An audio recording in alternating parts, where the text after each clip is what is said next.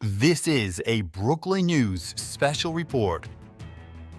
Premiere in a little while. And it is so good to be with you. I'm Jackson Mitchell. We're back with you. Time now 5:30 on the East Coast, 4:30 here, 2:30 over on the West Coast. We're coming on the air right now because President Donald Trump, as you see there on the left side of your screen, making an announcement right now from the Oval Office, expected to be on drugs. Take a listen. Recovery Initiative. I'm grateful to be joined by co-chairs of this sweeping new effort, Secretary of Health and Human Services Robert F. Kennedy Jr. and Senior Advisor to the White House Great American Recovery Initiative, Catherine Burgum. Thank you both very much. Thank you, Catherine. Thank you, sir. Thank you. Where's Bobby? Bobby. Hello, Bobby. Come here, give me a hand. I love Bobby. You're doing a great job, Catherine, right? Do we think so? Who's doing a better job, him or your husband? maybe your husband. He's doing a good job. I'm just getting started, sir. They're both doing very well, and now you're going to do better than both of them. Thanks as well to Attorney General Pam Bondi, Secretary Doug Burgum, Secretary Scott Turner, Secretary Doug Collins, Special Envoy Steve Witkoff, who's got some pretty good news, Chief of Staff Susie Wiles, FDA Commissioner Dr. Marty Makary, NIH Director Dr. Jay Bhattacharya. Oh, I've gotten good at that, Jay. Administrator of the Centers for Medicare and Medicaid Services, Dr. Mehmet Oz, who's doing a fantastic job, and Director of the Office of National Drug Control Policy, Sarah Carter. I also want to introduce a great friend of mine who happened to be here, and he's very much committed to this. He knows how important it is for our country. He's built a tremendous American company. It's called WeatherTech. I guess you've seen the ads. I've seen the ads. I think they're great ads, but more importantly, it's a great product. David McNeil. David, congratulations on what you've done. It's incredible. Thank you, Mr. President. Thank you. Really great. And the president of WeatherTech, Ryan Granger. Ryan, congratulations. What a great job. They built an American company, and it's a thriving company, too, so with a great product. It's great to be here in America. You know, when I was in the private sector, I'd always buy the floor mats, but now that I'm president, I no longer have to buy floor mats. But you made a great floor mat, and you still do, and lots of other things. Many of those with me today have personally known the heartache of a loved one taken by drug or alcohol addiction. I do. Just like millions of American families, every year we lose an estimated 300,000 people to drug and alcohol abuse, and the real number is probably much, much higher than that. Thankfully, drug overdose deaths plummeted by 21% in the last year. We're working very hard on it. We've closed the southern border, seized over 47 million fentanyl pills and 10,000 pounds of fentanyl powder. That's a record, and I have formally designated Dr. And I'll tell you what, we have a group of doctors, some of them behind me, who have just been incredible, and they've really wanted this, designated the drug cartels as foreign terrorist organizations. And for some reason, they didn't want to do that until we came along, but they are indeed foreign terrorist organizations. With our action in the Gulf of America, that sounds so nice when I hear the Gulf of America. Drugs entering our country by sea are down 97%. So when you see the boats being hit, those boats kill on average 25,000 people a boat. So that's 25,000, I would assume mostly American lives, but lives are being saved. Now we're taking a bold action to help Americans struggling with all forms of addiction so they can get the help and the support that they need to free themselves from the horrible burden of dependency. The Great American Recovery Initiative will bring together federal, state, local, and private sector resources to support addiction, recovery, treatment, and prevention. And it will help mobilize the full resources and authority of the federal government to help stop this tremendous plague. And I'd now like to invite Secretary Kennedy to start, and then Catherine Burgum, and then I'll sign the order, which I've just signed. And wanted to make sure the signature was good. Took my time, and let me just see. Pretty good, pretty good. Let's give it a 10, okay, Catherine? For Catherine. But I'd like Bobby to say a few words, and Catherine, thank you very much, everybody. Please. Mr. President, thank you for your leadership, for signing an executive order that tells the truth about one of the greatest challenges that our country faces. Addiction is not a moral failure, it is a disease. It's chronic, it's treatable, and for too long our nation has responded with fragmentation, with stigmatization, and silence instead of science, compassion, and coordination. Today, President Trump changes that. With the Great American Recovery Initiative, we finally bring the full strength of the federal government together across healthcare, law enforcement, housing, labor, faith communities, and the private sector to save lives, restore families, and rebuild communities that addiction has hollowed out. Nearly 50 million Americans suffer from substance use disorder. Many never receive treatment. Even more don't believe that help is possible. That is not because recovery doesn't work, it's because our systems have failed to reach the people where they are early enough, long enough, and with dignity. This initiative fixes that. We will align federal programs instead of letting them operate in silos. We will set clear, measurable goals and report honestly to the American people. We will use evidence-based care, modern science, and continuous support, just as we do for heart disease, diabetes, and other chronic illnesses. We will focus on prevention before addiction takes hold. We will intervene early. We will expand access to treatment that leads to real, long-term recovery. And we will support re-entry because recovery does not end when treatment ends. It succeeds when people return to their families, their jobs, and their communities with purpose and with hope. As co-chair of this initiative alongside of Catherine Burgum, whose leadership and commitment strengthens this work, I pledge urgency, accountability, and honesty. Catherine and I share the experience of having been addicted and long-term recovery. But almost everybody in this room and almost everybody in our country has been touched by addiction. Steve Witkoff, who's here, had an extraordinary son, Andrew, who was a superstar boy, a straight A student, an athlete, and a wonderful leader, and lost that son to addiction. President Trump has talked about his own family's struggle with addiction. All of us are touched. If it touches these people, it can hurt every American. And President Trump has often talked about, with compassion, about the families who lose children to this disease. 100,000 children a year until recently. Now it's about 76,000. Those families are devastated forever. And the cost to our country, not only in dollars, but and just the malaise and the despair that it imposes is incalculable. We are going to listen to states, localities, frontline providers, and tribal nations. We will partner with communities and faith-based organizations. We will work with employers, clinicians, and recovery leaders who know what works on the ground.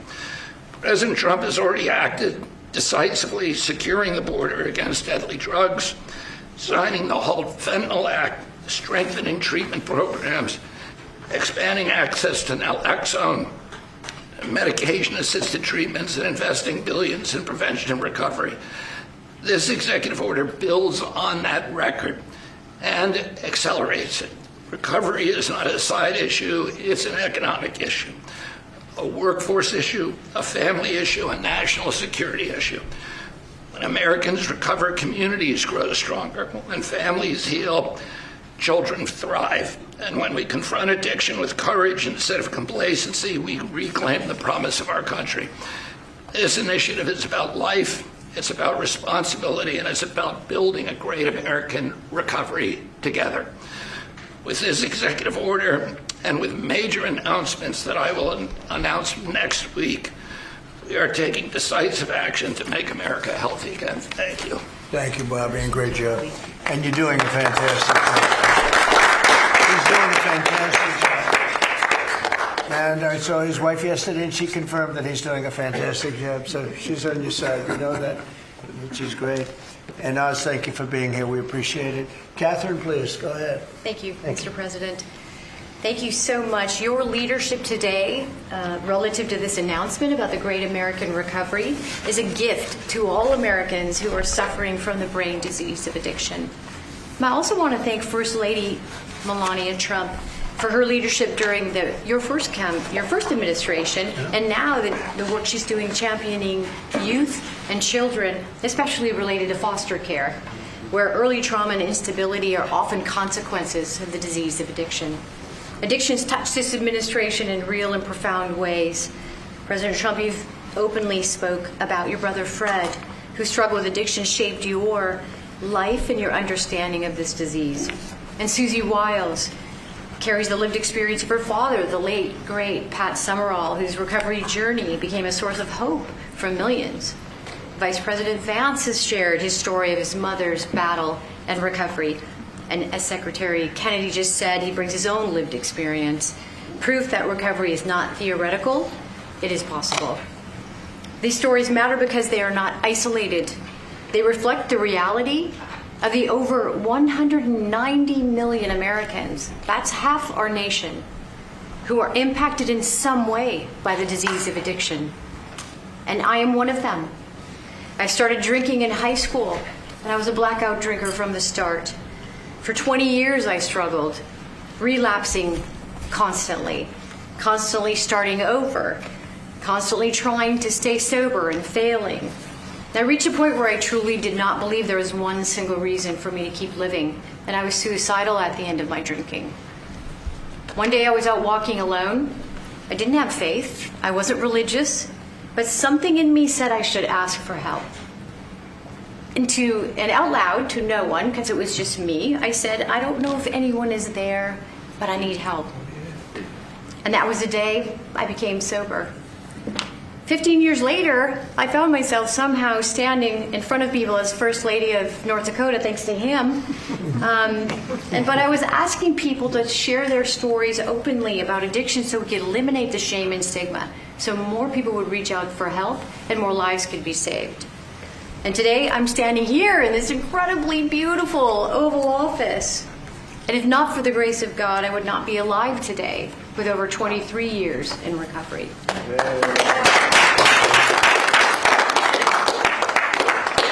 That's why I'm here, and my message is simple: never give up hope for recovery. Mr. President, I also want to thank you for allowing me to stand here with you today. I was in this building in 2017 when the administration announced the national response to the opioid crisis. And nearly a decade later, the crisis remains, and in many ways it has grown worse. Not because we lacked compassion, not because we lack effort, but because we never fully aligned our system with the truth. Addiction is not a moral failure. It is not a character flaw, and it's not simply a behavioral issue. Addiction is a lifelong, chronic, relapsing medical disease, as real as diabetes, cancer, and heart disease. And when we fail to treat it as such, we don't treat the disease, and we pay mightily for the consequences. Emergency rooms, jails, foster care, overdose deaths, and broken families. The Great American Recovery changes that. This initiative represents a fundamental shift from reaction to prevention, from fragmentation to coordination, from stigma to science, from short-term fixes to long-term recovery. And for the first time, we're aligning federal leadership across health, justice, labor, housing, veterans, social services, the faith office, and education around one single shared truth. When addiction is treated early and correctly, people recover and families heal. Addiction is a generational disease, and if we don't treat it properly, it repeats from parent to child, from community to community. And when we treat it like a lifelong condition, the condition that it is, we stop that cycle. We save lives, we restore families, we rebuild communities, we return people to dignity, purpose, and productivity. Mr. President, thank you for seeing this moment clearly. With your leadership and the Great American Recovery Initiative, we're establishing a new framework and a new national response to the disease of addiction, including treatment and care that parallels other chronic diseases. With this framework and treatment, recovery is not the exception, it is the expectation. Thank you. Thank you, Darlene.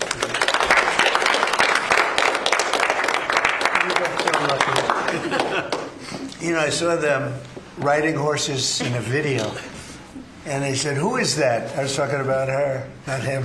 And they explained it. I said, "I'm going to hire him because anybody has somebody like you to be with. It's an amazing tribute, and it's a great couple, amazing couple."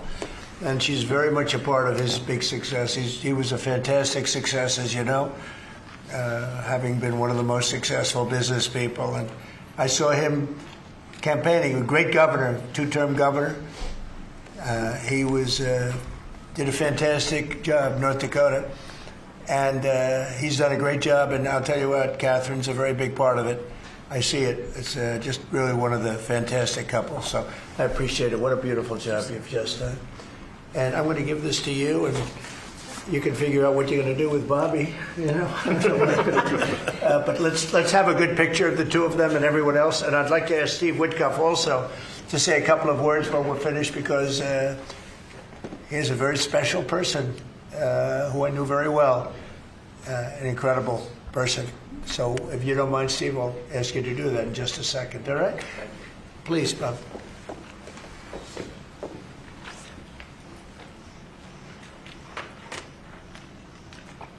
Okay. Thank you very much, Catherine. Thank you very much. Thank you. Great job. Thank you so much. Steve, please. The president is doing the same thing to me now that he did to me in 2017. Do you remember, Catherine? Yeah, we were sitting next to each other. Yeah. Yes. So I want to tell the story about this. So I came to the opioid conference, and the president did not know I was coming because I was invited by the First Lady. And he leaned over, saw me in the aisle, and he looked at me and he said, "Steve," and then he realized why I was there, because I had lost my son Andrew, and the president was an incredible friend when I lost him. I lived in his building at 502 Park Avenue, and I remember when him and the First Lady came, and I talked about this all the time. And so he took my hand, and he said to me, "Come on up to the stage and tell the world about your boy Andrew." And of course, that was, something that was really meaningful to me, but. And I got through it. And I talk about it all the time. I talked about it on the campaign trail and so forth. He is a very special man. And he's begun and led the fight against opioid addiction and alcoholism. And Catherine, I feel like we sort of bonded from that day. Mm-hmm. And it's just my blessing to work for you, sir. He's a special guy.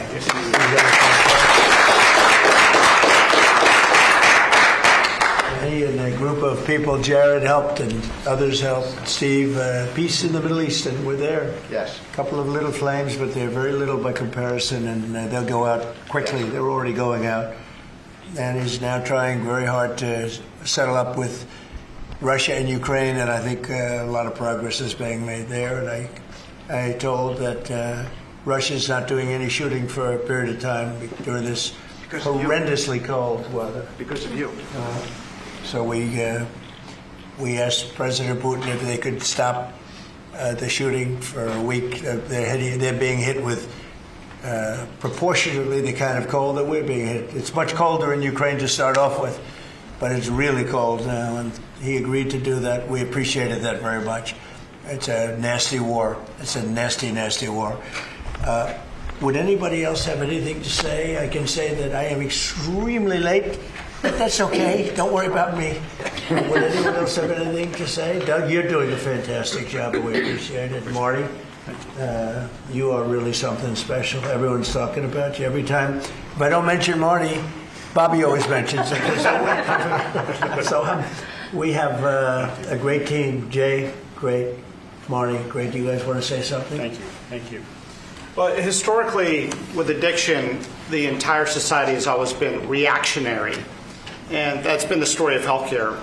But at the FDA, we are looking into incredible cutting-edge therapeutics, and we are being proactive, giving them vouchers when we see something that's promising to get an approval as quick as weeks in an era of a 10 to 12-year approval time.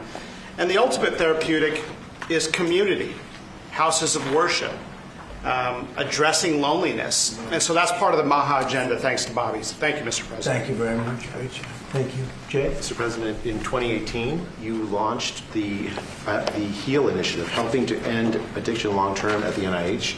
It's paid fruit. It's yielded fruit. The ingenuity of small business has developed products that can deal with pain without opioids. The naloxone, which saves lives, Right. that was the fruit of NIH.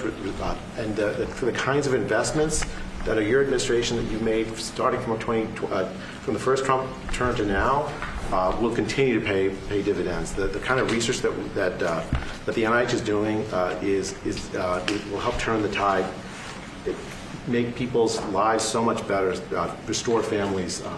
All of the addiction that we've seen, the 80,000 deaths we saw, the huge spike in addiction deaths, during the first Biden term, is going to be a thing of the past, and I'm so proud to be part of And this. fellas, some great things happening, right? Yeah. Marty, there's great, really great things happening, I hear.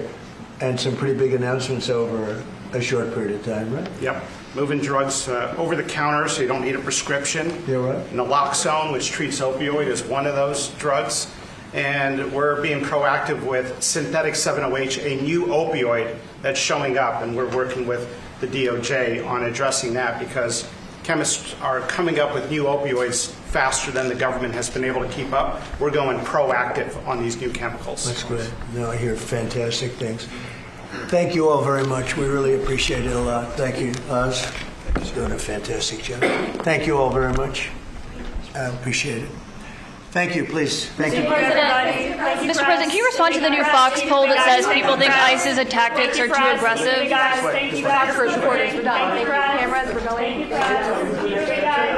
Thank you, guys. Thank you, guys. Thank you, guys. Thank you. Are we going to flip for this, or what are we going to do? So, for the second time now tonight, President Trump is not taking questions. Very interesting for him. I mean, there's so many questions to be asked, but earlier today at the cabinet meeting, no questions. Just now, no questions. But he did discuss, of course, that new drug combating initiative that will conclude this Brooklyn News special report. It's been so good being with you guys throughout the last little bit here as we watch the president. Join me tomorrow, 2 p.m. One moment, I'll pull it up for you. Maybe. There we go. 2 p.m., y'all. Join me then. Tomorrow for Brooklyn News Live, the latest on all the headlines. Might have even something on this. In the meantime, though, that will conclude this Brooklyn News special report. Thanks for watching.